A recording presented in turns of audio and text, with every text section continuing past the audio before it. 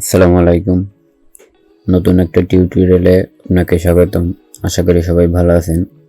আজকে আমরা শিখব কিভাবে পাওয়ারপয়েন্ট থেকে একটা ক্যামেরা আইকন তৈরি করতে হয়। প্রথমে আমরা পাওয়ারপয়েন্ট স্লাইডে চলে আসবো। পাওয়ারপয়েন্টের স্লাইডে আমরা চলে আসলাম। এরপর সাদা একটা আমরা পেজ নিয়ে নিলাম। সাদা একটা পেজ নেওয়া শেষ।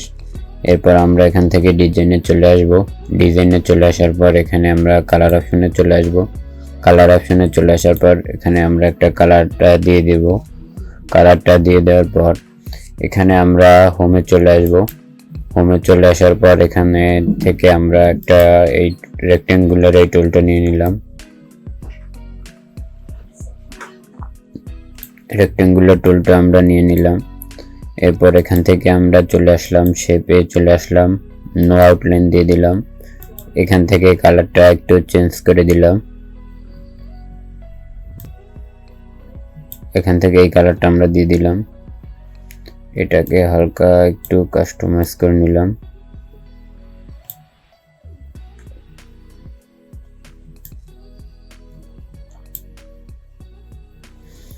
পরে আমরা এখান থেকে আবার একটা এখানে থেকে আবার হোমে চলে আসলাম। এখানে চলে আসলাম। এখান থেকে একটা রেক্টেঙ্গুলার টুল, এখানে আবার একটা রেক্টেঙ্গুলার টুল নিব।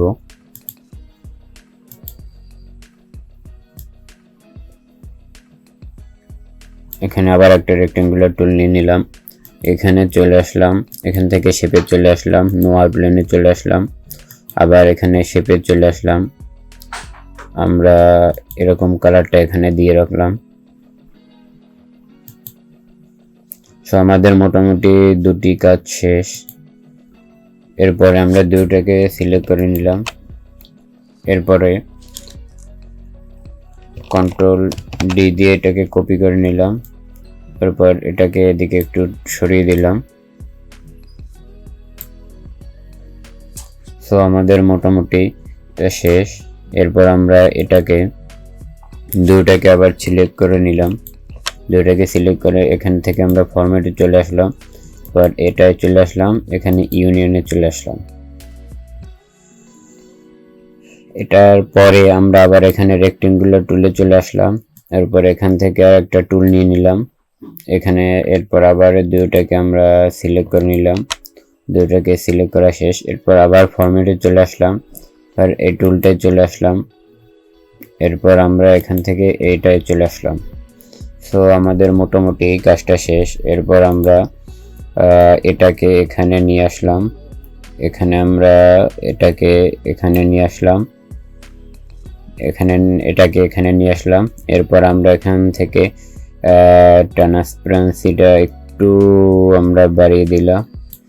তো আমরা এটাকে একটু বাড়িয়ে দিলাম। সো পরে আমরা আবার হোমে চলে আসলাম। আমরা হোমে চলে আসার পর এখানে রেক্টেঙ্গুলার টুলে চলে আসলাম। এখানে আমরা একটা রেক্টেঙ্গুলার টুল নিয়ে নিলাম। এরপর এখান থেকে ফরম্যাটে চলে আসলাম। এখান থেকে নো আউটলাইন দিয়ে দিলাম। আর এখান থেকে একটা কালারটা একটু চেঞ্জ করে আমরা দিয়ে দেব। আমরা এই কালারটাই রেখে দিলাম। এরপর আমরা এটাকে এখানে নিয়ে আসলাম। এরপর আমরা রাইট বাটন ক্লিক করে এখানে সেন্ড টু ব্যাকে দিয়ে দিলাম।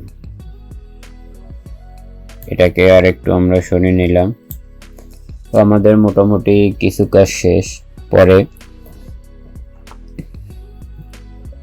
এরপর আমরা সবগুলারে কপি করে সবগুলারে সিলেক্ট করে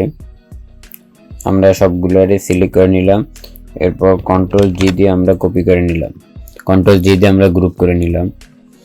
পরে আমরা আবার একটা বৃত্ত নিব। পরে আমরা আবার একটা টুল নিয়ে নিলাম। আমরা আর একটা টুল এখানে নিয়ে নিলাম। এরপর আমরা এটাকে একটু নো শেপে দিয়ে দিলাম। এরপরের কালারটা আমরা একটু চেঞ্জ করে দিলাম। পরে এটাকে আমরা কন্ট্রোল ডি দিয়ে একটু ডুপ্লিকেট করে নিলাম।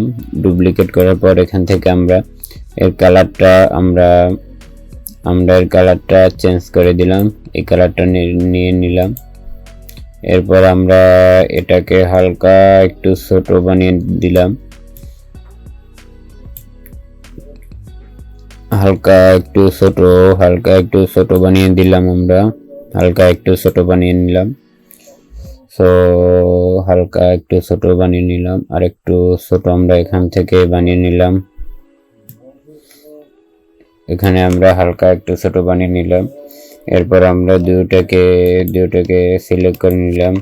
এরপর দুটোকে সিলেক্ট করার পর আমরা এটাকে কন্ট্রোল ডি দিয়ে একটা কন্ট্রোল ডি দিয়ে দিলাম। এরপর এটাকে আমরা এখানে চলে আসলাম। এরপর এখানে চলে আসলাম, আর শেপে চলে গেলাম, ইউনিয়নে চলে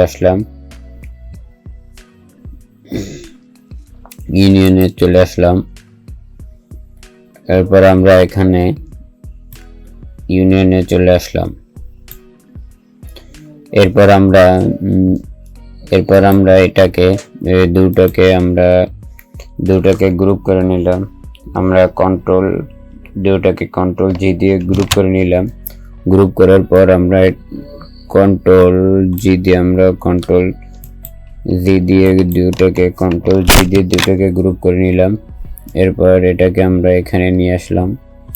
এরপর এটাকে আমরা একটু কাস্টমাইজ করে একটু হালকা একটু ছোট করে দিলাম। এখানে আমরা হালকা একটু ছোট করে দিলাম। সো মোটামুটি কাজটা করা শেষ। এরপরে আমরা আবার হোমে চলে আসলাম। হোমে চলে আসার পর এখান থেকে আমরা আবার একটা রেক্টেঙ্গুলার টুল নিয়ে নিলাম। এখানে আমরা একটা রেক্টেঙ্গুলার টুল নিয়ে নিলাম, হালকা একটু বড় করে নিলাম। এখানে হালকা একটু বড় করে নিলাম। এরপর এর কালারটা একটু চেঞ্জ করে দিলাম। শেপ আউটলাইনে গিয়ে নো আউটলাইন দিয়ে দিলাম। আবার আমরা হোমে চলে আসলাম, আবার রেক্টেঙ্গুলে চলে আসলাম। এরপর এখান থেকে আমরা একটা নিয়ে নিলাম, ফরম্যাটে চলে আসলাম, শেপে চলে আসলাম, নো আউটলাইনে চলে আসলাম, ফিলে চলে আসলাম, এখানে চলে আসলাম, নো আউটলাইনে চলে আসলাম। সো আমাদের মোটামুটি কাজটা করা শেষ। এরপর আমরা সবগুলো কন্ট্রোল এ দিয়ে সিলেক্ট করে